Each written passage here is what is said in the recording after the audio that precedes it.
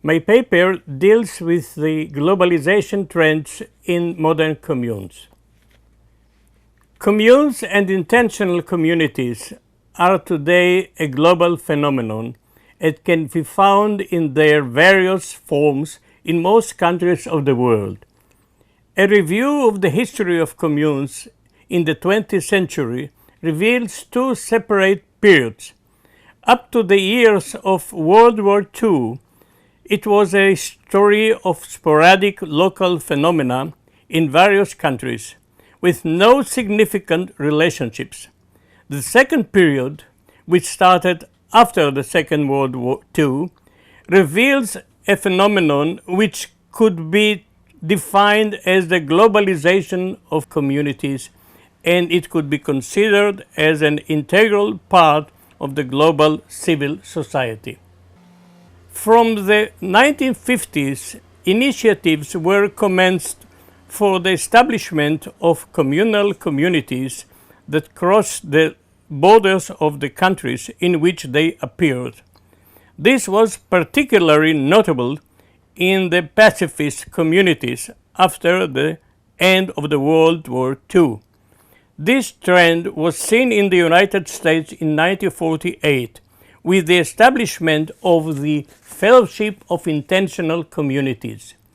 The membership of this association comprised communal communities of various types with common denominator as pacifism.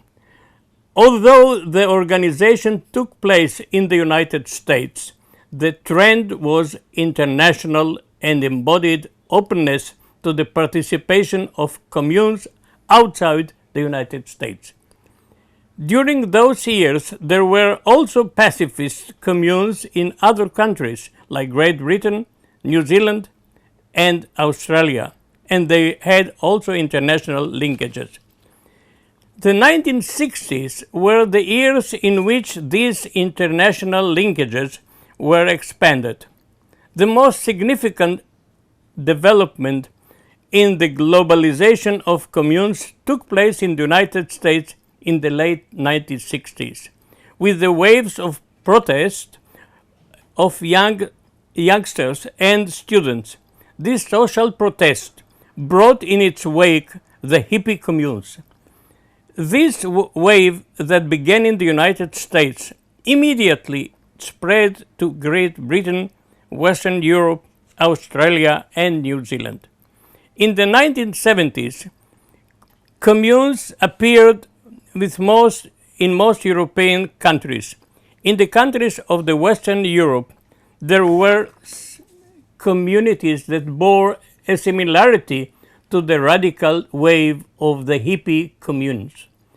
The world in the mid-1970s became a global village thanks to modern electronic communication and television that spread the world of the communes.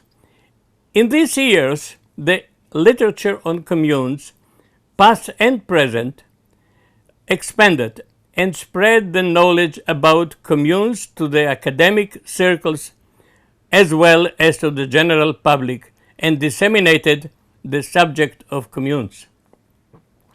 1972 saw the first appearance of the Communities magazine, which in its format, the scope of its distribution, had the avowed objective of bringing the word of the communes to the general public. It continued to appear incessantly since then, and its 1956 issues include wide range of subjects covering most sides of the community living in the United States and elsewhere. The 1970s saw the appearance of international initiative by communes in the United States, Great Britain, and Japan, whose objective was to establish international relations. In 1974, the Farm Commune from Tennessee launched an initiative of Global Horizons with the establishment of Plenty, This enterprise was designed to aid distressed areas in the United States and throughout the world. This was followed by other such activities, so much so that the farm people were dubbed the Hippie Peace Corps. In the 1970s, the Findhorn Commune in Scotland, that had started with a group of Britons, became a mecca for hippie travelers and later an international spiritual center of New Age ideas. Findhorn had wide influence on the globalization of the intentional communities idea all over the world. The spread of communes throughout the world in the 1970s raised the need for a constant relationship between the forming of international relations began at the end of the 1970s, and between 1979 and 1985, 6 international conferences were held. The history of the international relations effort between 1979 and 1985 expressed a social need for get-togetherness, in which the atmosphere was spontaneous and informal, and which were designed to raise morale and form interpersonal relations and intercommunal relations.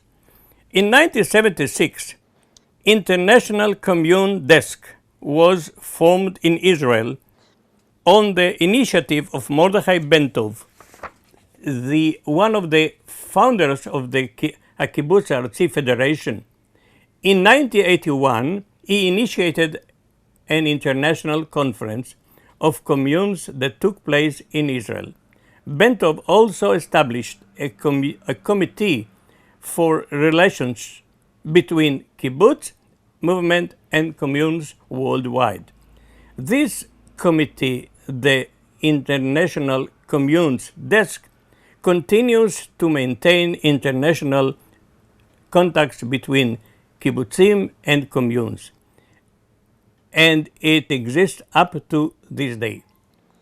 A new phase in the globalization trends started in 1980s with the formation of the International Communal Studies Association, which served as a common platform for the researchers, academics, kibbutz members, and commune members, thus opening new horizons for international relations, which increased academic interest in communes on a global scale.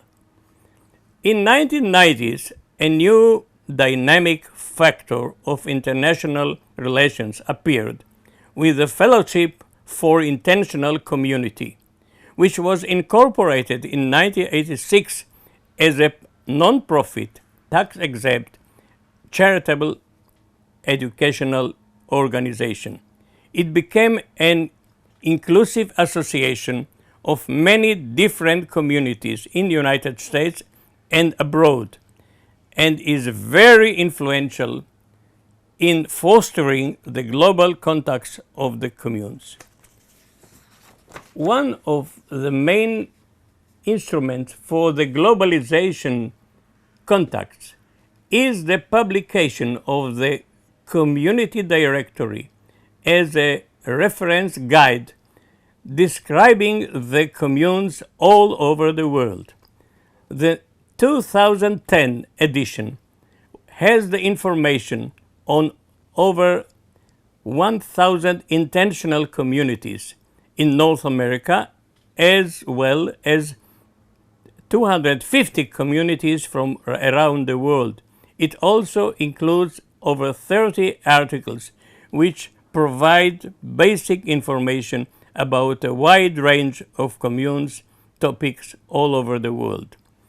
At the beginning of the 21st century, the international contacts became more extensive with the appearance of the Global Ecological Network and the Co-housing Association in Europe, North America, and elsewhere.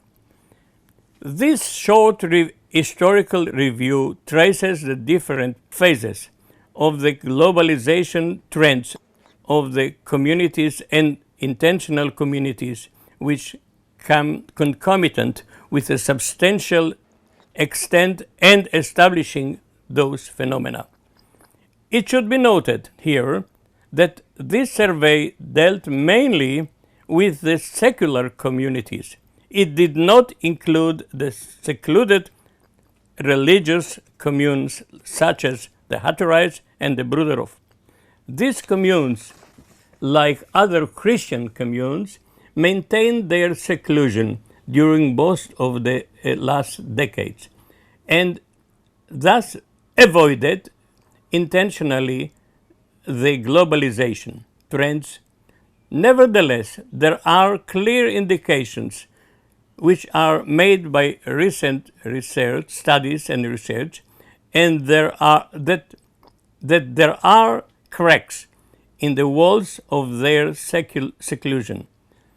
Internet and emails penetrate, and they are gradually opening links to the outside society, and with that so to the globalization trends, even in those secluded communes. In conclusion, nowadays there are literally thousands of groups with hundreds of thousands of members that live in communes and intentional communities. The scope of their basic values is broad. What is common about modern intentional communities is their tendency to be open to new ideas, their willingness to be tolerant of other approaches, and their commitment to live in a way that reflects their ideals. Many contemporary groups are exploring ways to achieve true sense of community while maintaining a balance between privacy and cooperation, a concept quite compatible with the values prevalent in the mainstream society today. When all is said, one may ask, can we note a contribution to humanity that derives from the commune's experience, apart from that made in the circles in which they live? There is no simple answer, and the pros and cons must be carefully considered. On the debit side, the small number and isolation that characterizes the communes, which are selective social cells, limits their general social contribution. Their achievements have revealed ways of living together, while their failures have shown the limitation of the communal lifestyle. But on their credit, the commune's experience and lifestyles have and do constitute social laboratories in which the possibility that human beings can live cooperatively in voluntary communities with no private property is realistically examined.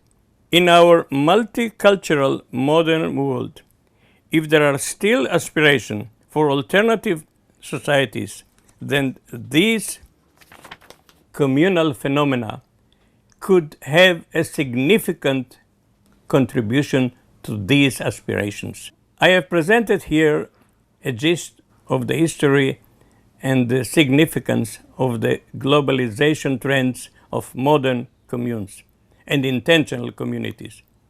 Those of you who would like to have more information are invited to consult my book, The Globalization of Communes, 1950 to 2010, published by Transaction in the year 2012. Thank you.